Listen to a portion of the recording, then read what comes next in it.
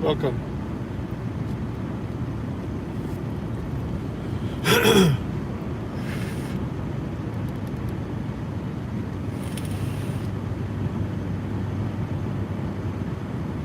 Matter of degree or how it is used.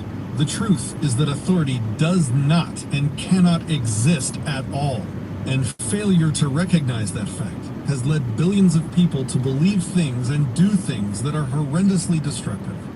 There can be no such thing as good authority.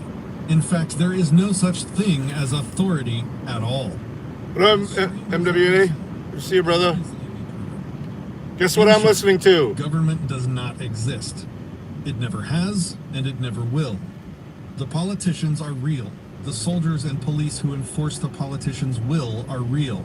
The buildings they inhabit are real. The weapons they wield are very real. But their supposed authority is not. And without that authority, without the right to do what they do, they are nothing but a gang of thugs. The term government... Well, first of all, the narrator is, his name's Patrick Smith, or Not Governor, Disenthrall. Maybe you've heard of it as Disenthrall. The book is Most Dangerous Superstition.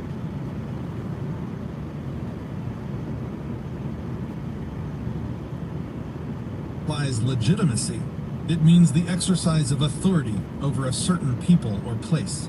The way people speak of those in power, calling their commands laws, referring to disobedience to them as a crime, and so on, implies the right of government to rule, and a corresponding obligation on the part of its subjects to obey. Without the right to rule, authority, there is no reason to call the entity government, and all of the politicians and their mercenaries become utterly indistinguishable from a giant organized crime syndicate, their laws no more valid than the threats of muggers and carjackers. And that, in reality, is what every government is. An illegitimate gang of thugs, thieves, and murderers masquerading as a rightful ruling body. The reason the terms government and authority appear inside quotation marks throughout this book is because there is never a legitimate right to rule. Happy fuck the cops day. Authority never actually exist. In this book, such terms refer only to the people and gangs erroneously imagined to have the right to rule. All mainstream political discussion, almost 3 minutes all into it debate before I said about what fuck. should be legal and illegal, who should be put into power, what national policy should be, how government should handle various issues.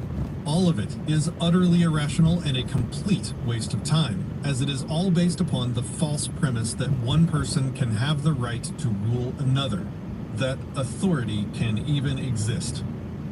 The entire debate about how authority should be used and what government should do is exactly as useful as debating how Santa Claus should handle Christmas, but it is infinitely more dangerous.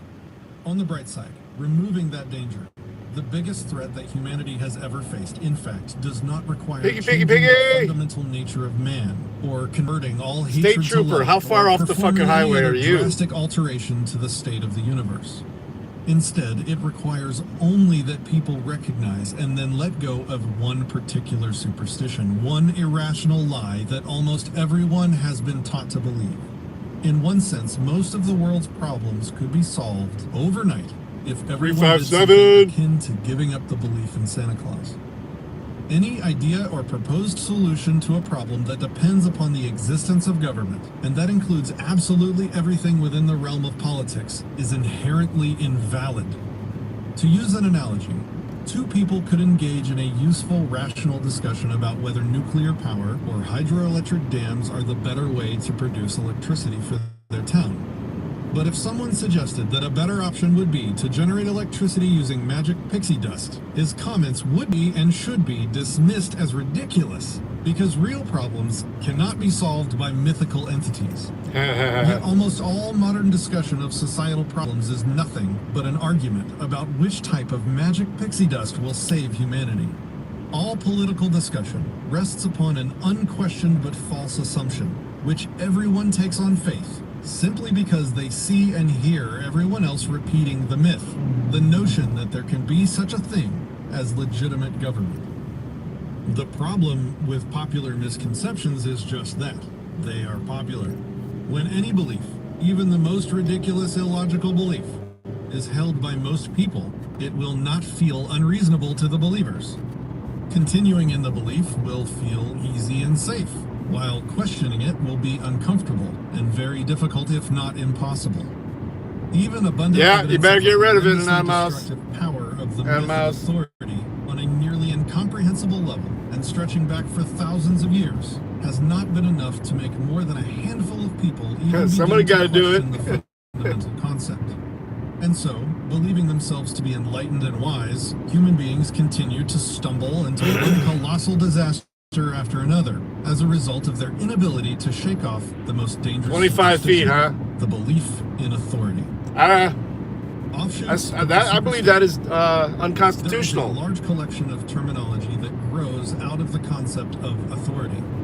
What all such terms have in common is that they imply a certain legitimacy to one group of people. How are you going to pick up audio at 25 feet?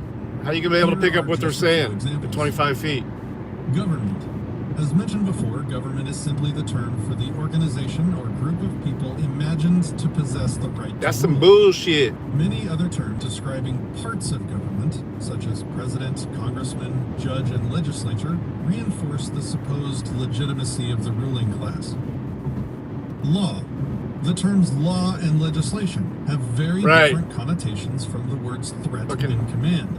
What are those, the shotgun mics or something like that? The ones issuing and imposing such laws Parabolic mic? imagined to have the right to do so. And they'll call that a weapon. Commands to everyone in its neighborhood. No one calls such commands laws. But if government issues commands through the legislative process, nearly everyone calls them laws. Oh, they're dumb enough to do that sleight of hand right on their own body cams, but yeah, you're right. Backed by the threat of retaliation against those who do not comply. Whether it is a law against committing murder, oh no, yeah, I agree. A deck without a building permit, it is neither a suggestion nor a request. That's the whole reason behind it. Backed by the threat of violence. They're like 25 feet should be far enough to where they can't hear shit. Property, i.e., fines, or the kidnapping of a human being, i.e., imprisonment. What might be called extortion if done by the average citizen? I backed it up a little bit for you guys. This is a good part. I'm gonna leave it running while I run in to grab a coffee. What would normally be seen as harassment, assault, kidnapping, and other offenses are seen as regulation and law enforcement. Be right back. Carried out by those claiming to represent authority. Of course, using the term law to describe the inherent properties of the universe, such as the laws of physics and mathematics, has nothing to do with the concept of authority. Furthermore, there is another concept called natural law, which is very different from statutory law, i.e. legislation. The concept of natural law is that there are standards of right and wrong intrinsic to humanity that do not depend upon any human authority, and that in fact supersede all human authority. Though that concept was the topic of many discussions in the not-too-distant past, it is rare to hear Americans using the term law in such a context today, and that concept is not what is meant by law in this book. Crime. The flip side of the concept of law is the concept of crime, the act of disobeying the law. The phrase committing a crime obviously has a negative connotation. The notion that breaking the law is morally wrong implies that the command being disobeyed is inherently legitimate, based solely upon who gave the command. If a street gang tells a store owner, "You give us half of your profits or we hurt you," no one would consider the store owner a criminal if he resisted such extortion. But if the same demand is made by those wearing the label of government, with the demand being called law and taxes, then that very same store owner would be viewed by almost everyone as a criminal if he refused to comply. The terms crime and criminal do not, by themselves, even hint at what law is being disobeyed. It is a crime to slowly drive through a red light at an empty intersection, and it's a crime to murder one's neighbors. 100 years ago, it was a crime to teach a slave to read. In 1940s Germany, it was a crime to hide Jews from the SS. In Pennsylvania, it is a crime to sleep in or on top of a refrigerator outside. Literally, committing a crime means disobeying the commands of politicians, and a criminal is anyone who does so. Again, Such terms have an obviously negative connotation. Most people do not want to be called a criminal, and they mean it as an insult if they call someone else a criminal. Again, this implies that the authority issuing and enforcing the laws has the right to do so. Lawmakers. There is a strange paradox involved in the concept of lawmakers, in that they are perceived to have the right to give commands, impose taxes, regulate behavior, and otherwise coercively control people, but only if they do so via the legislative process. Hell yeah. People in government legislatures are seen as having the right to rule, but only if Coffee they number exert 6. supposed authority by way of certain accepted political rituals. What am I missing? When they do, the lawmakers are imagined to have the right to give commands and hire people to enforce them in situations Free coffee. where normal individuals would What I'm have talking no about. such right.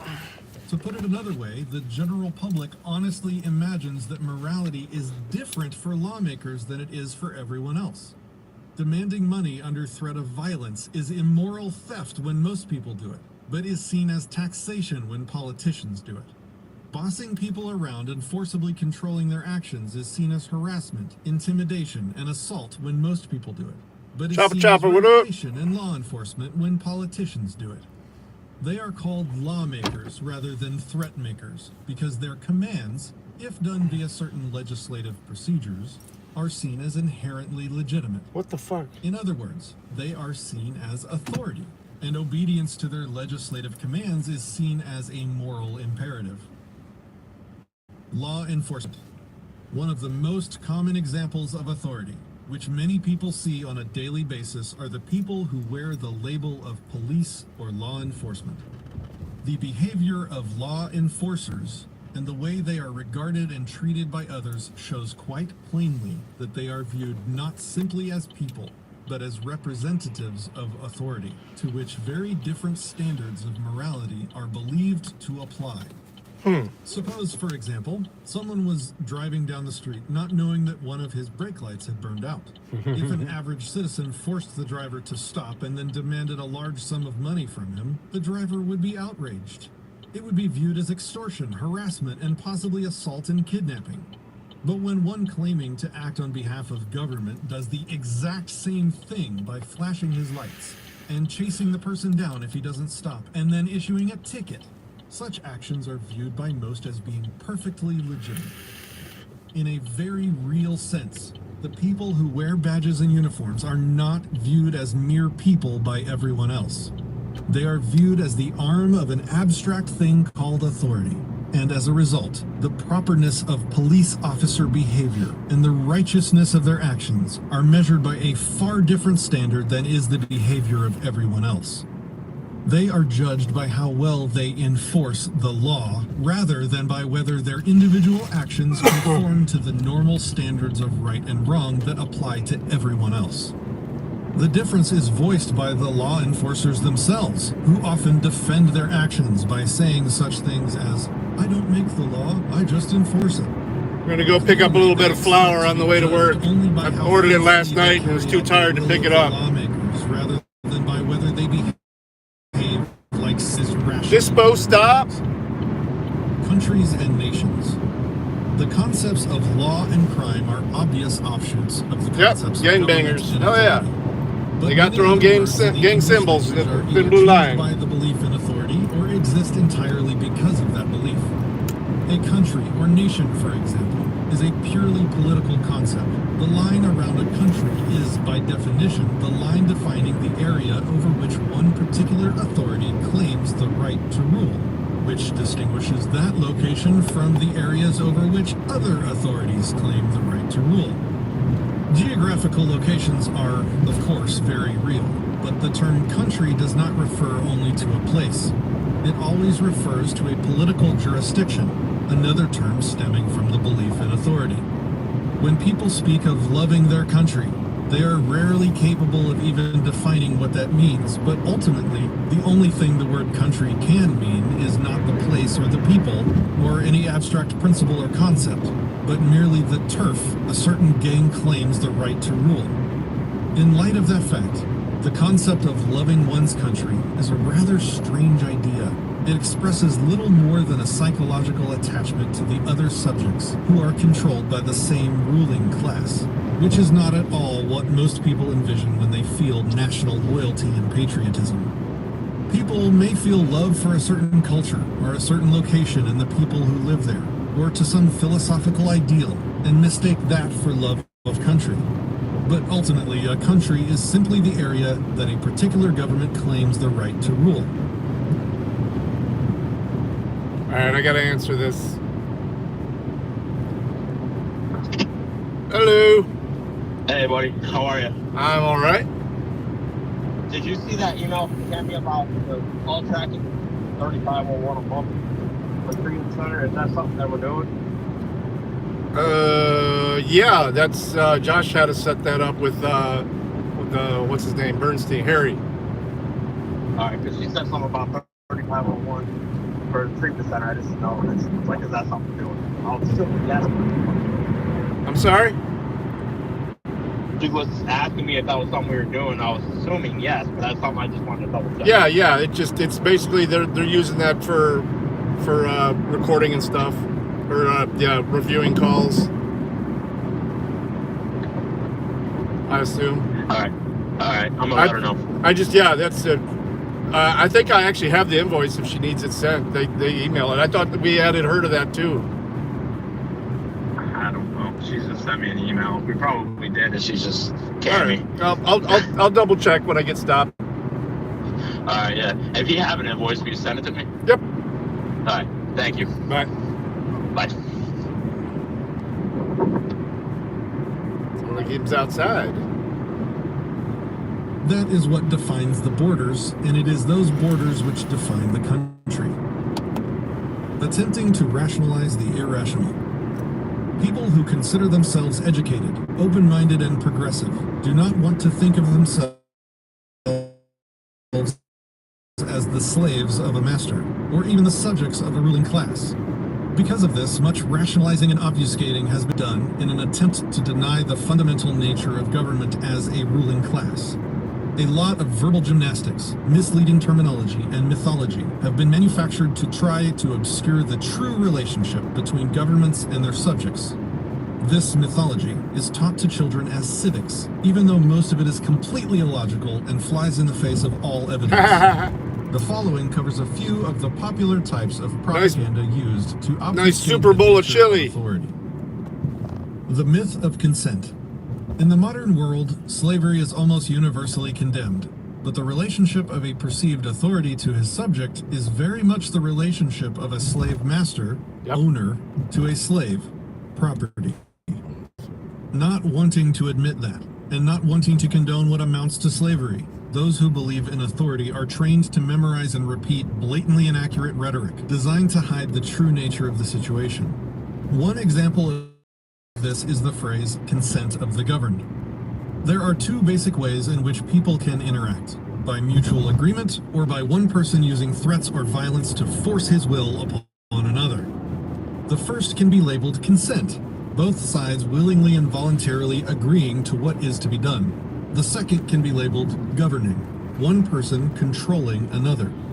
Since these two, consent and governing, are opposites, the concept of consent of the governed is a contradiction. Oxymoron. If there is mutual consent, it is not government. If there is governing, there is no consent. Some will claim that a majority, or the people as a whole, have given their consent to be ruled, even if many individuals have not. But such an argument turns the concept of consent on its head. No one individually or as a group can give consent for something to be done to someone else.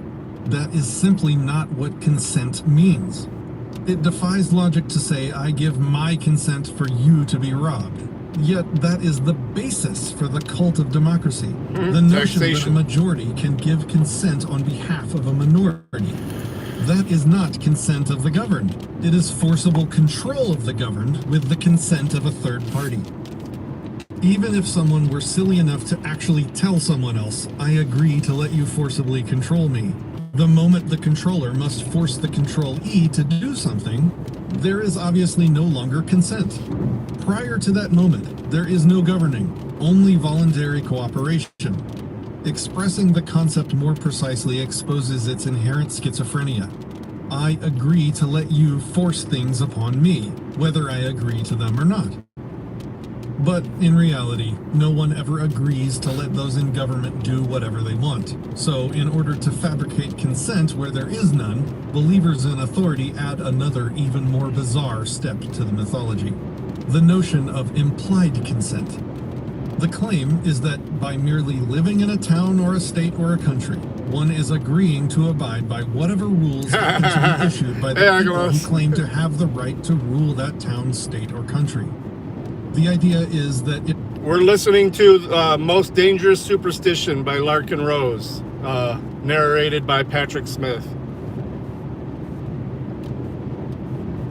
if someone does not like the rules, he is free to leave the town, state, or country altogether. And if he chooses not to leave, that constitutes giving his consent to be controlled by the rulers of that jurisdiction. Though it is constantly parroted as gospel, the idea defies common sense.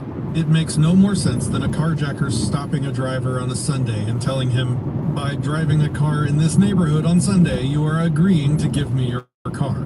One person obviously cannot decide what counts as someone else agreeing to something. An agreement is when two or more people communicate a mutual willingness to enter into some arrangement. Simply being born somewhere is not agreeing to anything, nor is living in one's own house when some king or politician has declared it to be within the realm he rules. It is one thing for someone to say, if you want to ride in my car, you may not smoke, or you can come into my house only if you take your shoes off. It is quite another to try and tell people what they can do on their own property. Whoever has the right to make the rules for a particular place is by definition the owner of that place. That is the basis of the idea of private property, that there can be an owner who has the exclusive right to decide what is done with and on that property. The owner of a house has the right to keep others out of it, and by extension, the right to tell visitors what they can and cannot do as long as they are in the house. And that sheds some light on the underlying assumption behind the idea of implied consent. To tell someone that his only valid choices are either to leave the country or to abide by whatever commands the politicians issue logically implies that everything in the country is the property of the politicians. If a person can spend year after year paying for his home or even building it himself, and his choices are still to either obey the politicians or get out, that means that his house and the time and effort he invested in the house are the property of the politicians. And for one person's time and effort to rightfully belong to another is the definition of slavery. That is exactly what the implied consent theory means. That every country is a huge slave plantation, and that everything and everyone there is the property of the politicians. And of course, the master does not need the consent of his slave. The believers in government never explain how it is that a few politicians could have acquired the right to unilaterally claim exclusive ownership of thousands of square miles of land where other people were already living as their territory to rule and exploit as they see fit. It would be no different from a lunatic saying, I hereby declare North America to be my rightful domain, so anyone living here has to do whatever I say. If you don't like it, you can leave. There is also a practical problem with the obey or get out attitude, which is that getting out would only relocate the individual to some other giant slave plantation, a different country. The end result is that everyone on Earth is a slave, with the only choice being which master to live under. This completely rules out actual freedom.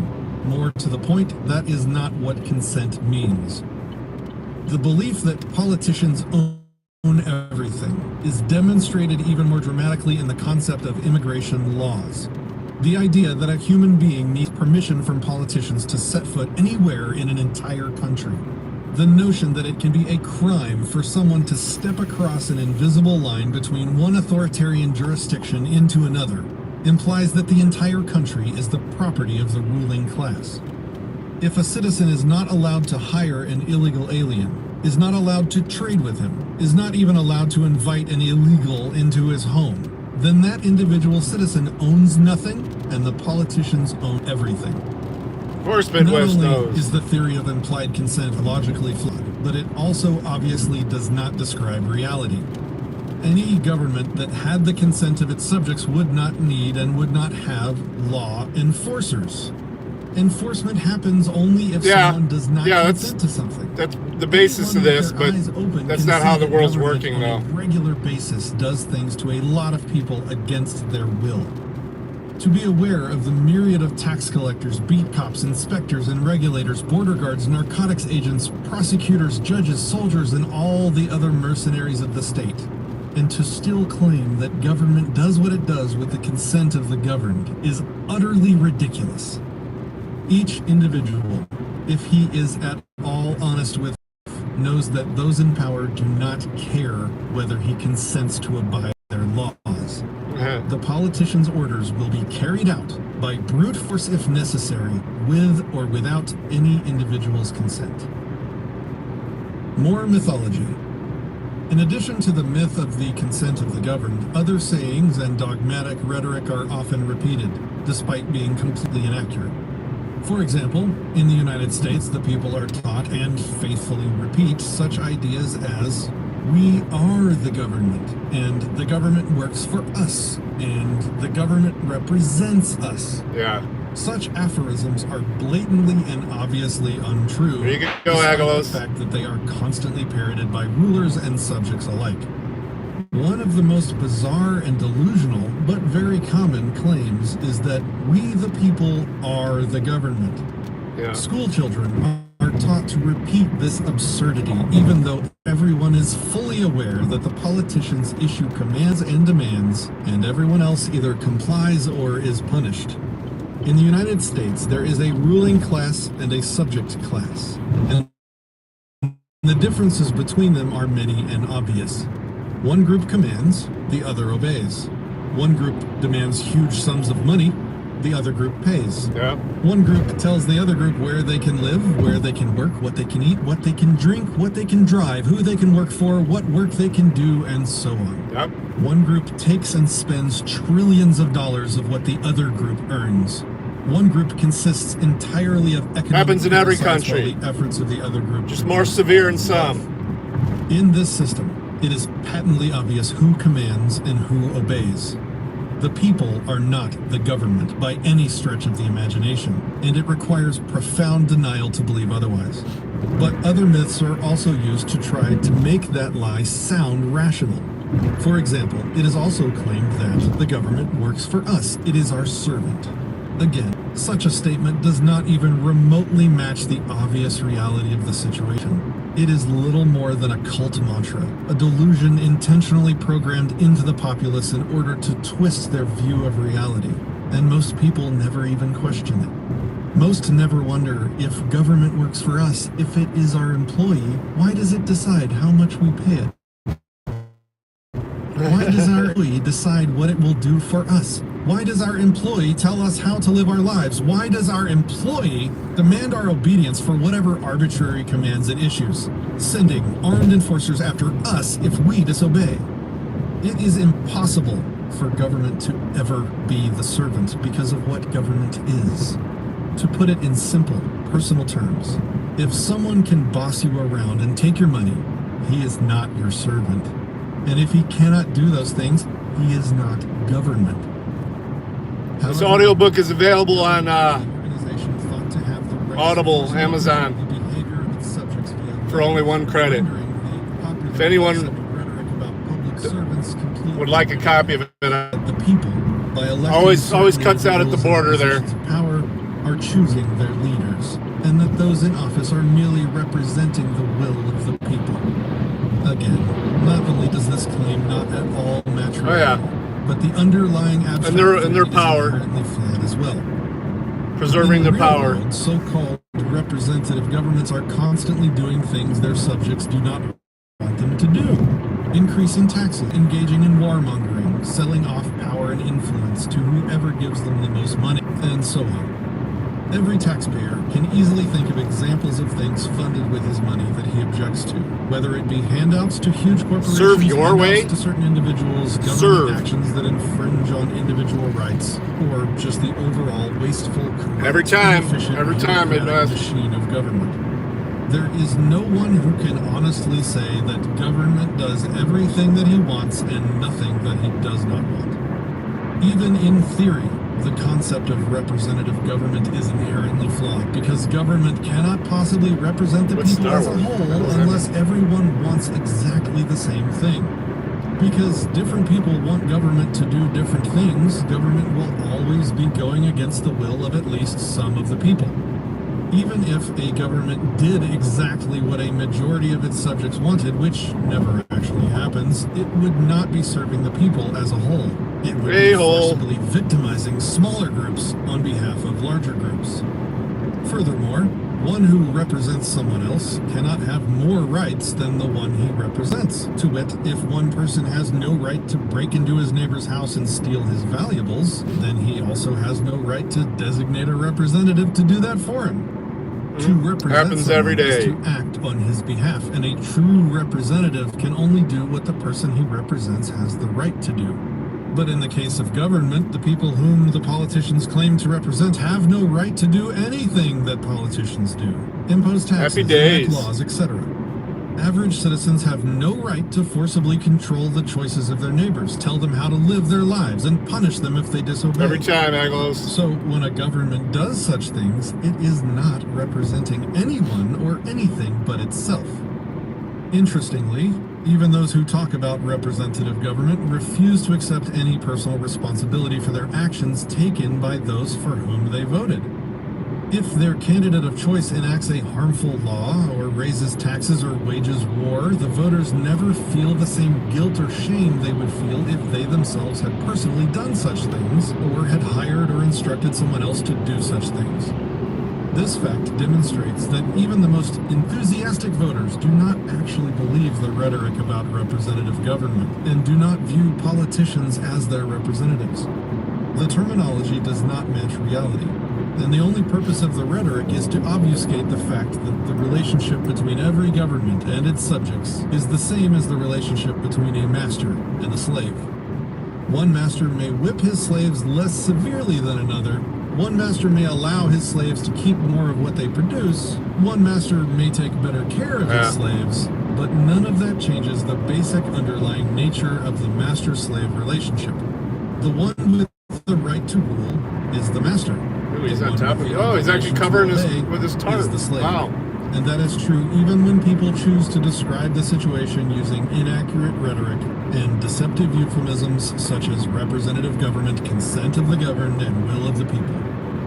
The notion of a government of the people, by the people, and for the people, while it makes nice, feel-good political rhetoric, is a logical impossibility.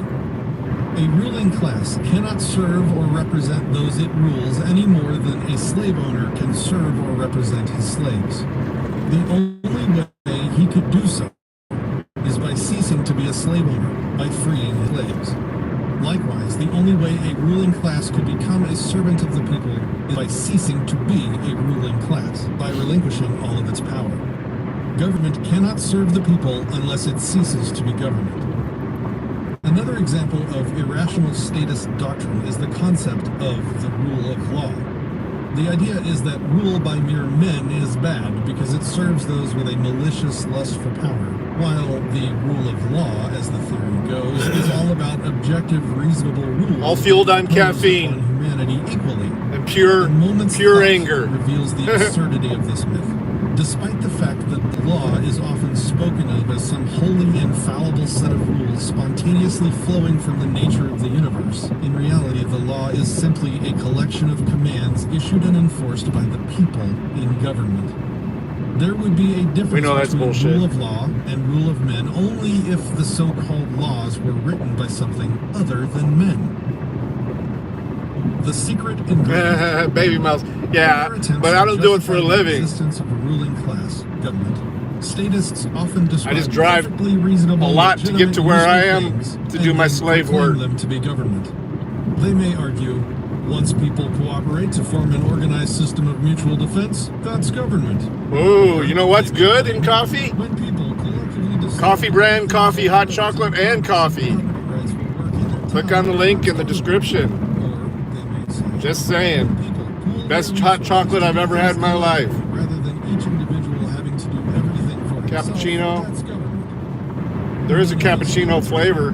Such assertions are intended to make government I'm not sure if he ships over to Europe yet, though. a useful part of human society, but all of them completely miss the fundamental nature of government.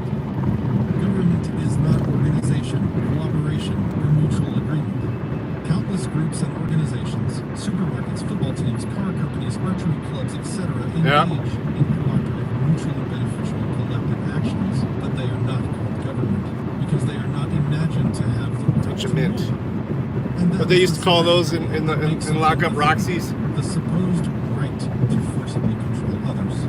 Throw one of those Star Mints in there. Governments do not just evolve out of supermarkets or football teams, nor do they evolve Why is this guy out in of this people lane? Jeez, look at this preparing guy. and providing for their mutual defense. There you There go. is a fundamental difference between how can we effectively defend ourselves Doing 60 and a 70. and have the right to rule you.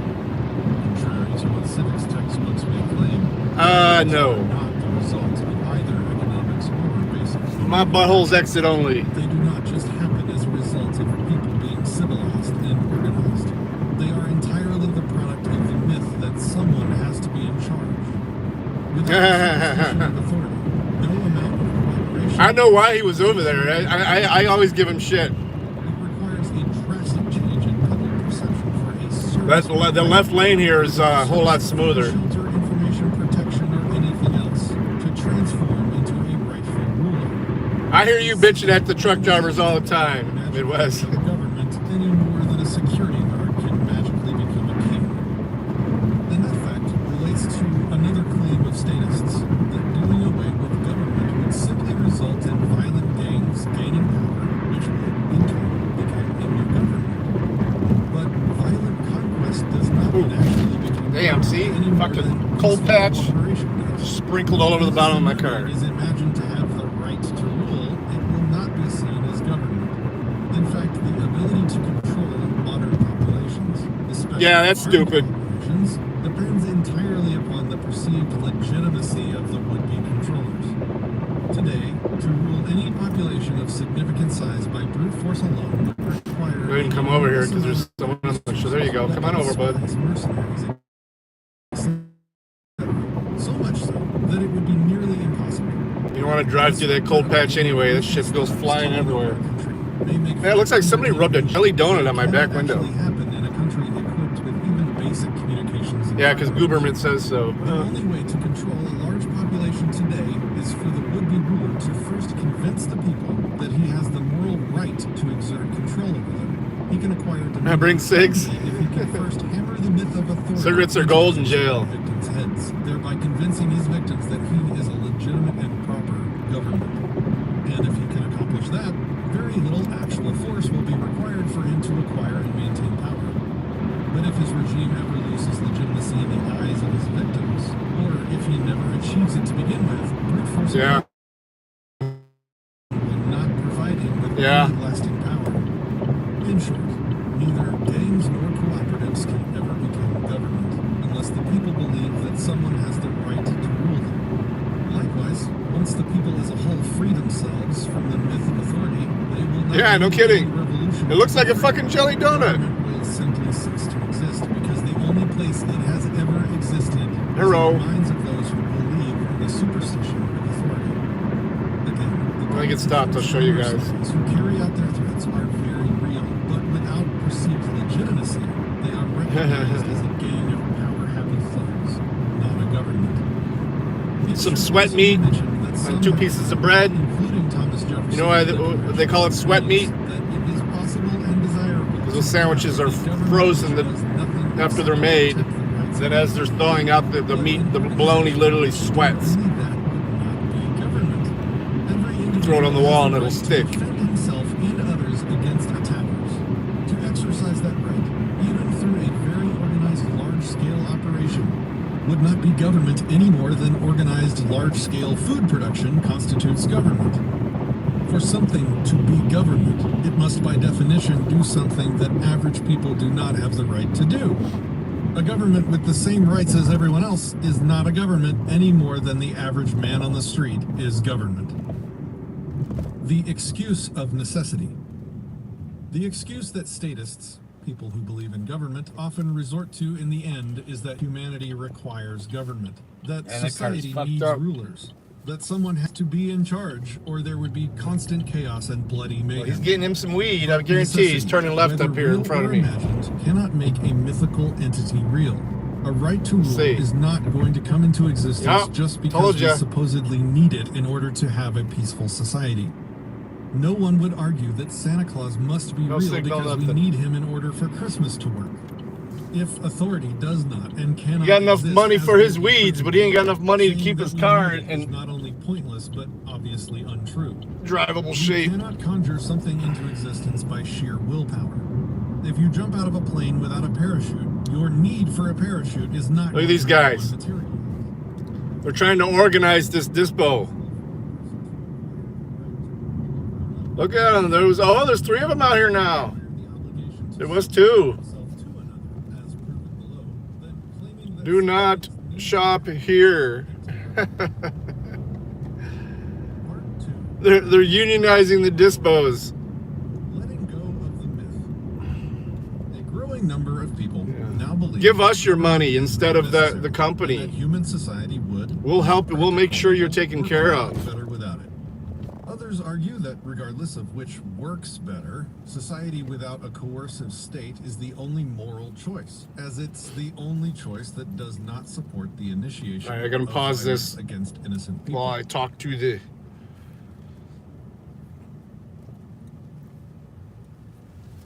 green representative.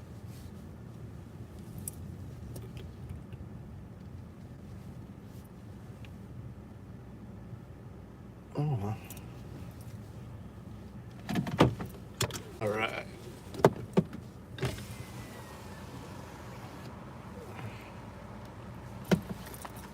Hi, how are you? I'm good. Paying with cash or debit today? Debit. Okay. Just take your ID then. And you told me I have to show this every time. Thank you. Oops, there you go. Nope, you're good. Okay, thank you. Yep. Get a big discount with the med card. No, I didn't think I was muted. I was just stopping the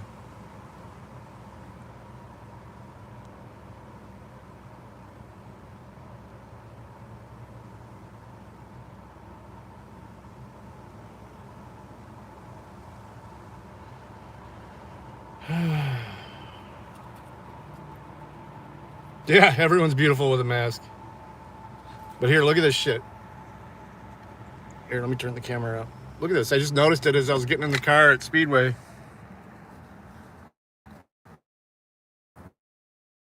What's all that crap on my windshield or on my window? What's up, Jelly? I gotta stop parking in front of the door. I ain't been firing anybody though. Everyone's been cool. So apparently they know what my car looks like now. So it's okay. I did get a report on a movement. So I'm gonna have to double check my my dash cam. See if I can pick up who did it. Because the dash cam actually has a better picture inside. Let me show you what it looks like.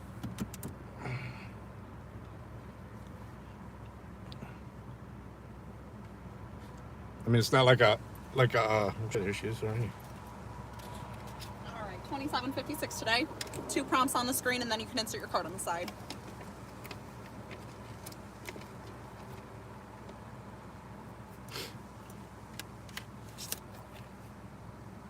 It's gonna scramble up the PIN numbers. Yeah. Is there a chip on there? Nope. Okay, just make sure. Yeah. My last card that doesn't have one. Oh, error. I haven't seen that one before. Let's go ahead and try it again. All right.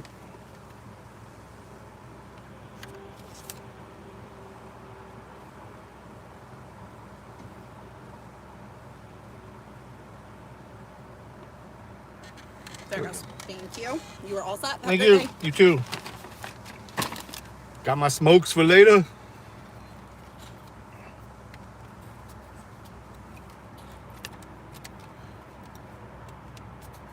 Get caught up here. Get a refund. His name's Jose Cortez. Look at that lineup.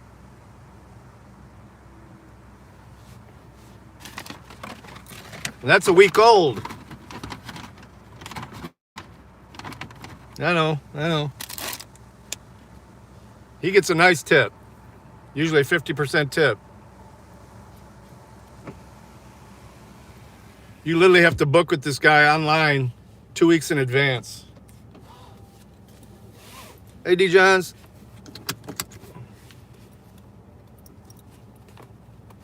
Halitosis chopper. But look at the view you have. Yeah, I should be able to see who did it. You can see them back windows. Oh, wait, let me turn this around. Yeah, see? You can see the windows on the interior cam. Especially on that side anyway.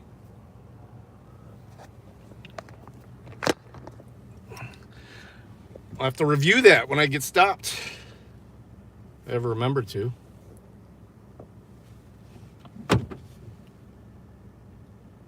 Hell yeah.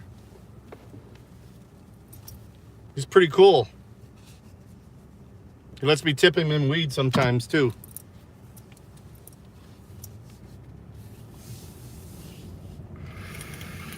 All right. We are, let me see.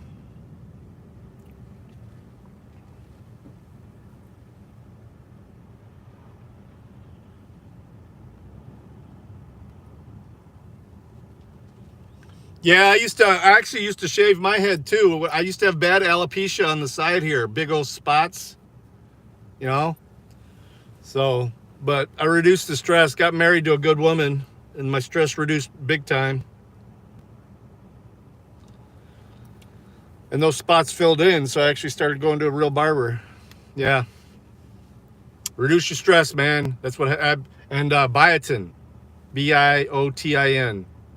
The supplement, biotin. It's good for your head.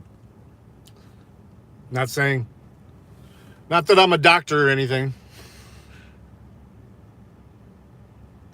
Back to the book. While such arguments are both valid and worthwhile, Yeah, there's actually I get a it. fundamental point that renders... Should we stop and chat with the protesters out here? Whether moral Or the union whether it organizers? works or not, cannot exist. This is not merely a statement of what Good old woman. It is a description of what is. If authority cannot exist, as will be logically proven below, any debate about whether we need it or how well it works on a practical level is pointless. Accordingly, the point of this book is not that government should be abolished, but that government, a legitimate ruling class, does not and cannot exist, and that failure to recognize this fact... UFCW of all unions. Nah, I ain't stopping. Fuck that. I gotta get to the shop. Government as a huge threat to humanity. It looks like it's gonna be a regular thing. The last 2 times I've come here, they've been out there, so I might actually just come and do a video on them. Between having a government and not having a government. They'll probably say that I work for the dispo and I'm harassing them. Impossibility. Which would be awesome if they called the cops. Government, but the belief in government. Yeah. By analogy, Food service workers, UFCW is, like Kroger's and stuff like that.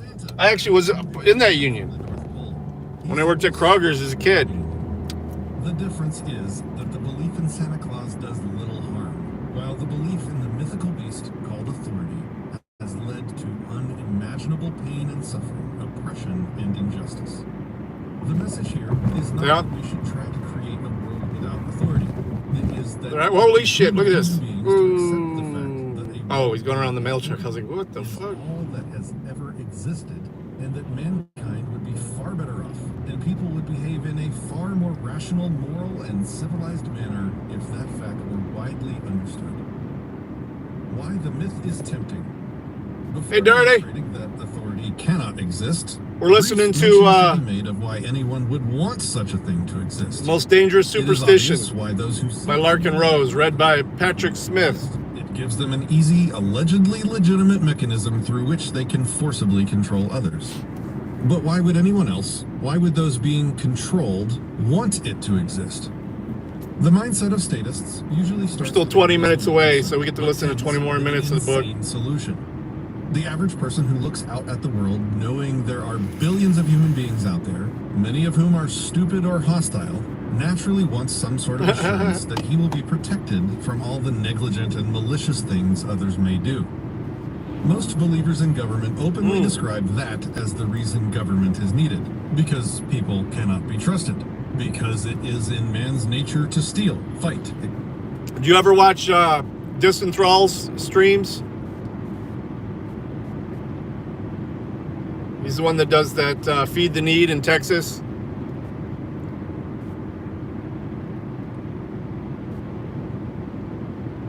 Oh, they would call the cops if they thought I was... Oh, yeah. If they thought that they could get the cops to get me away from them, they would.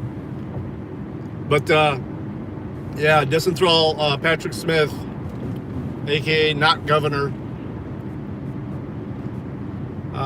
It's a kind of an ANCAP thinking book. Really makes you think about people's concepts of government, though. This is part 2 of it. I don't know if there's only a couple parts or not. I haven't read it.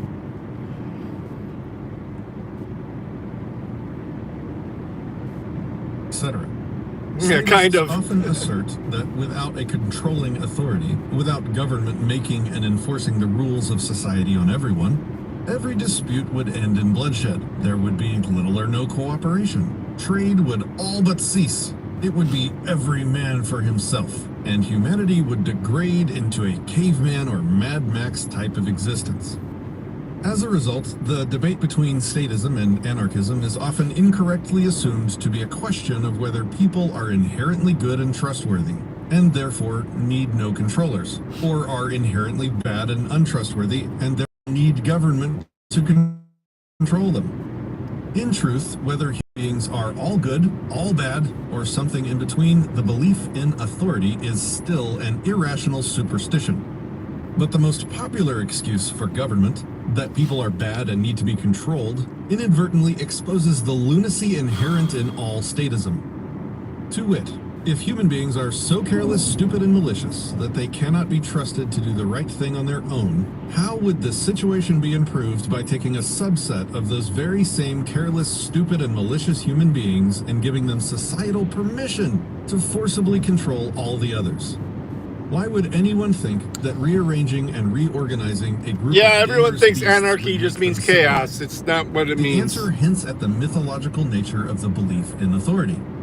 It's not merely a different arrangement of human beings that authoritarians seek, but the involvement of some superhuman entity with rights that human beings do not have, and with virtues that human beings do not have, which can be used to keep all the untrustworthy humans in line.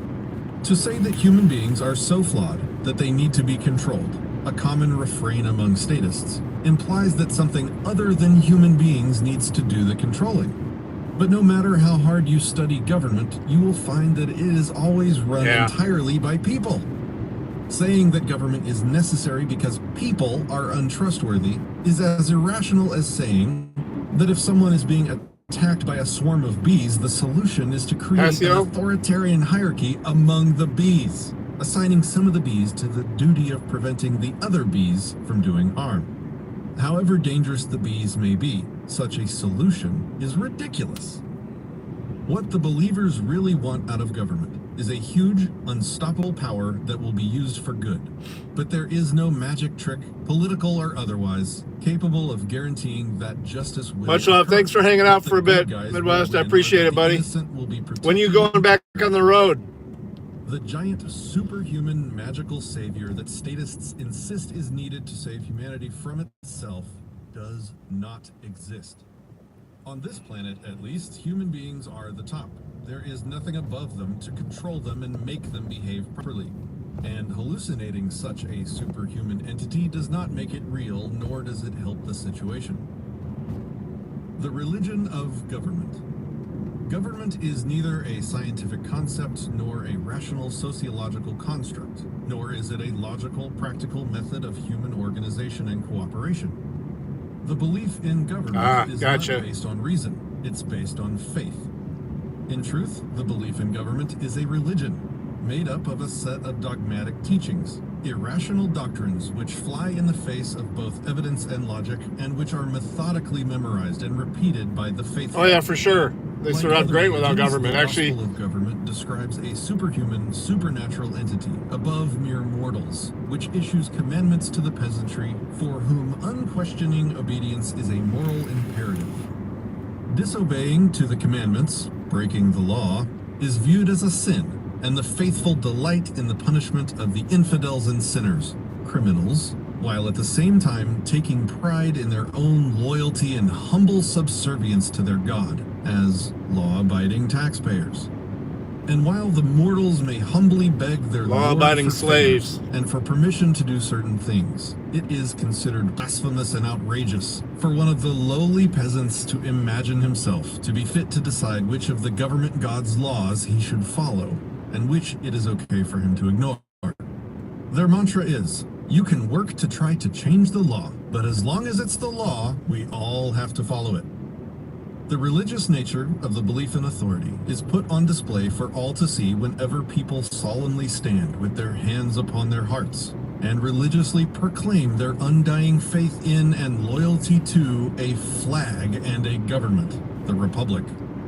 It rarely occurs to those who recite the Pledge of Allegiance while feeling deep pride that what they are actually doing is swearing allegiance to a system of subjection and authoritarian control.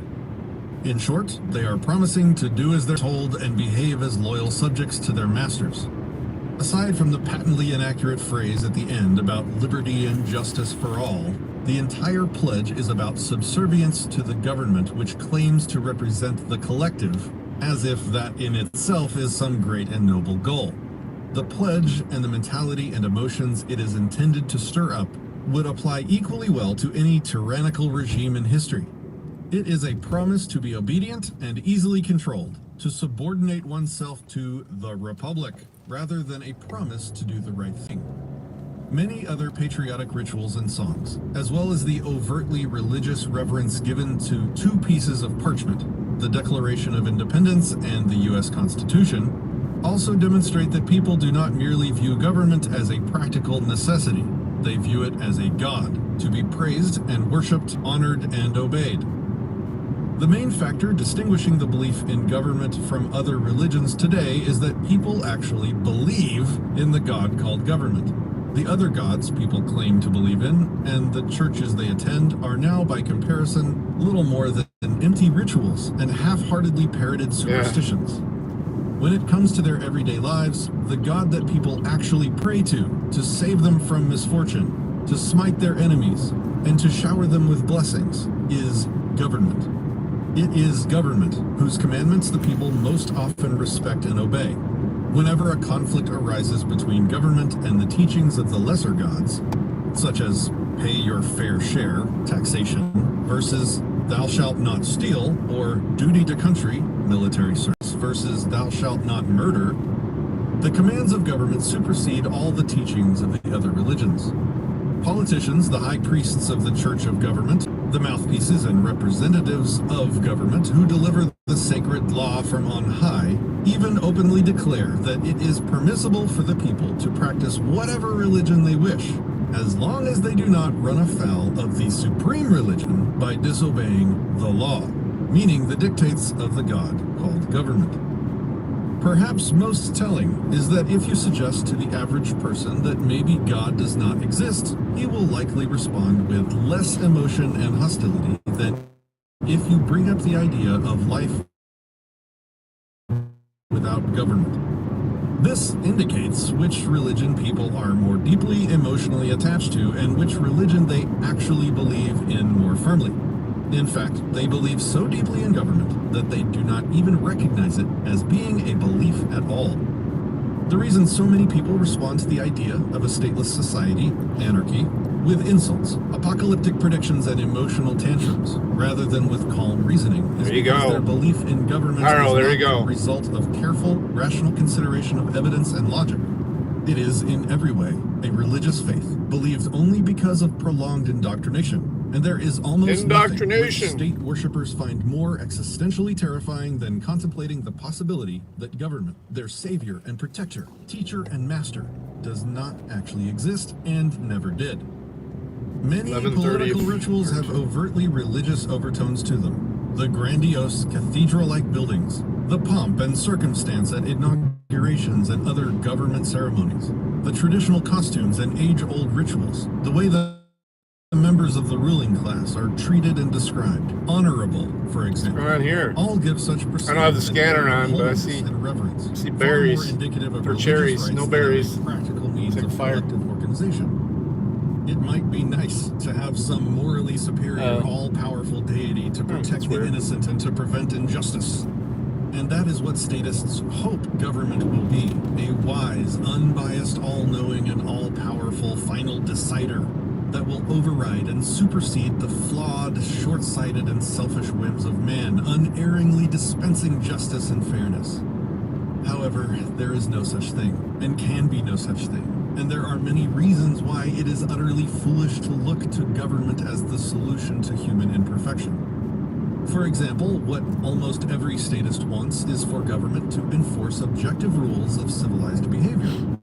More specifically, each individual wants his own perception of justice and morality to be enforced by authority, while failing to realize that the moment there is an authority, it is no longer up to that individual to decide what counts as moral or just. The authority will claim the right to do that for him. And so, over and over again, believers in authority have tried to create an all-powerful force for good by anointing some people as rulers, only to quickly learn that once the master is on the throne, he does not care what his slaves were hoping he would do with the power they gave him. And this has happened I'm to all fine. kinds of When I get statists with stopped, I'm very probably going to different switch over to the beliefs and desktop. I'm agendas. going to end this Socialists assert that government is needed to fairly redistribute wealth. about 8 minutes Objectivists away from the assert that shop. Government is needed to protect individual rights. Constitutionalists assert that a government is needed to carry out only those tasks listed in the Constitution. Believers in democracy assert that government is needed to carry out the will of the majority. Many Christians assert that government is needed to enforce God's laws, and so on. And in every case, the people end up disappointed, because the authority always changes the plan and rulers are in charge. What the masses had intended for them to do with their power does not matter. This fact has been demonstrated by every government in history. Late. Once the people create a master, I'm going to end this one once I get... Oh, shit. There's a piggy, Sheriff Piggy. To Ooh, expect nice. otherwise, even without all of the historical examples, is absurd. Two-man car. To expect the master to serve the slave. To expect power to be used solely for the benefit of the one being controlled, not the one in control, Smokey the Bear. is ridiculous. What makes it even more insane is that statists claim that appointing rulers is the only way Mountie. to overcome the imperfections and untrustworthiness of man. Statists look at a world full of strangers who have questionable motives and dubious morality, and they are afraid of what some of those people I'll might bring do. it back up. That, in and of itself, is a perfectly Knocking on reasonable wood for a concern. slow But slow then, office day as today. It's been protection busy this against week. What some of those people might do, the statists advocate giving some of those same people of questionable virtue a huge amount of power and societal permission to rule over everyone else, in the vain hope that by some miracle, those people will happen to decide to use their newfound power only for good. In other words, the statist looks at his fellow man and thinks, I do not trust you to be my neighbor, but I do trust you to be my master. Bizarrely, almost every statist admits that politicians are more dishonest, corrupt, conniving, and selfish than most people, but still insists that civilization can exist only if those particularly untrustworthy people are given both the power and the right to forcibly control everyone else. Believers in government truly believe that the only thing that can keep them safe from the flaws of Yep. human nature I is was on it taking first thing. some He didn't of get it the till flawed Monday, or parts, actually, some of the because he moral has a regular bank account, he didn't get it till Tuesday. But I got it corrected, and he got paid. in the absurd hope Hell yeah, better have. And the fact that that has never happened in the history of the world does not stop statists from insisting that it needs to happen to ensure peaceful civilization. Author's personal note.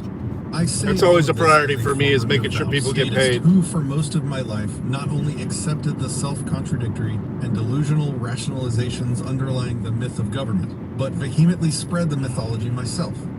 I did not escape my own authoritarian indoctrination quickly or comfortably, but let go of the superstition slowly and reluctantly with much intellectual kicking and screaming along the way. Same here. I mention this only so that it may be understood that when I refer to the belief in authority as utterly irrational and insane, I am attacking my own prior beliefs as much as anyone else's. Exactly.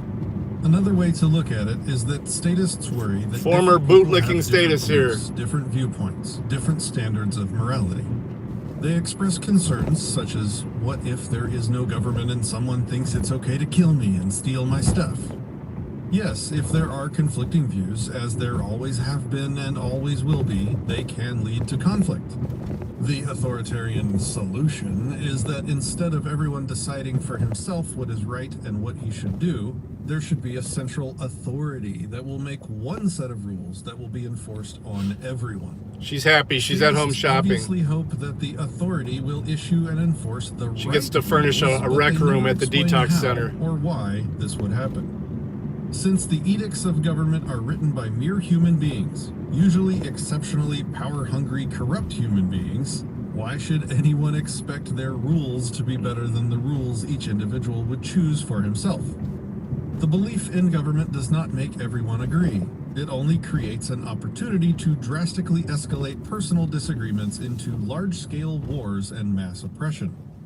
Nor does having an authority settling a dispute do anything to guarantee that the right side wins. Yet statists talk as if government will be fair, reasonable, and rational in situations where individuals would not be. Again, this demonstrates that believers in government imagine authority A wet bar. to have There you go. superhuman virtues that should be trusted above the virtues of mere mortals. History shows otherwise. A twisted sense of morality in one person or a few can result in the murder of one person or even dozens. Yeah, they're going to But keep that a little bit same restricted. But twisted sense her of office, morality in we just should a show few pictures of your people, when office. they get a hold of the machine called government, can result in the murder of millions.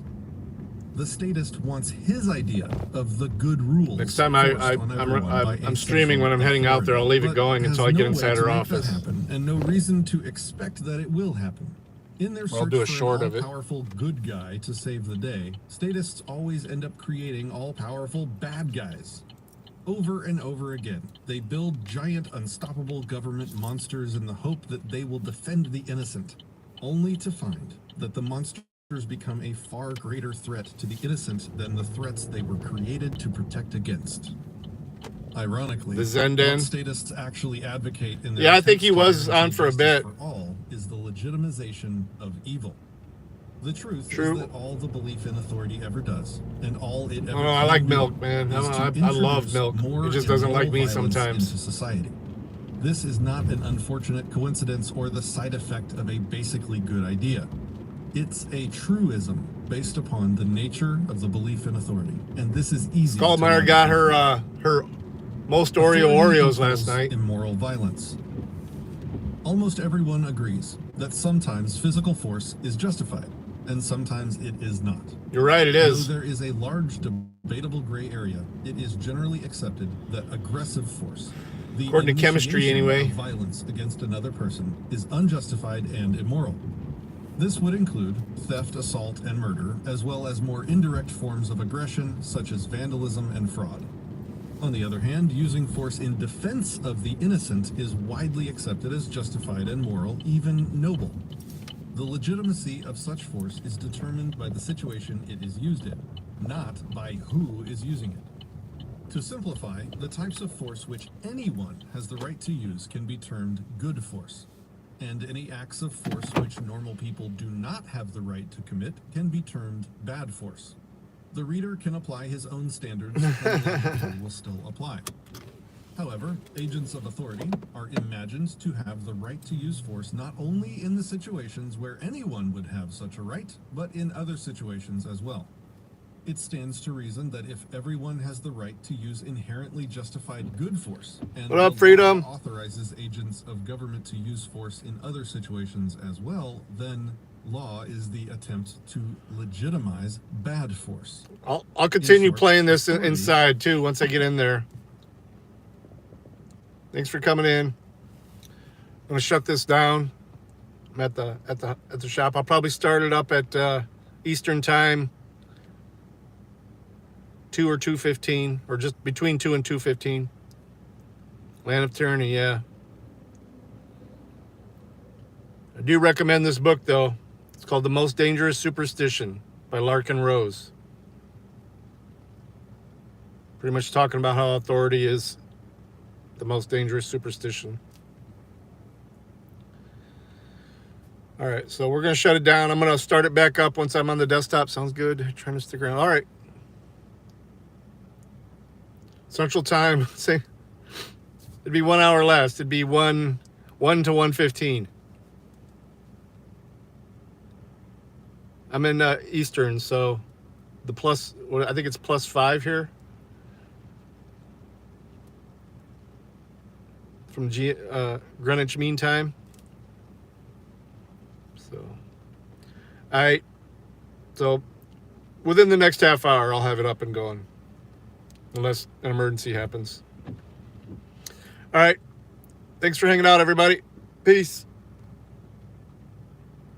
Peace and love. There we go.